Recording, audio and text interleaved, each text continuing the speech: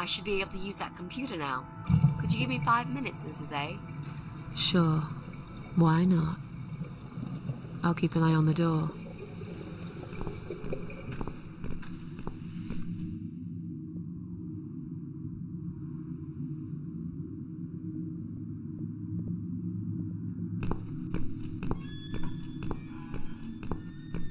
It's not him either.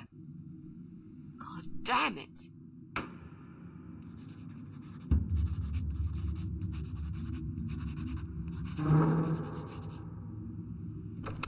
That means we've checked everyone. We've hit a brick wall. Perhaps I was wrong. Maybe he doesn't live here at all. I think we need to sleep on it, and we might get some more ideas in the morning. Shall we head back home? Yeah, I do feel tired. You're right. We need some sleep.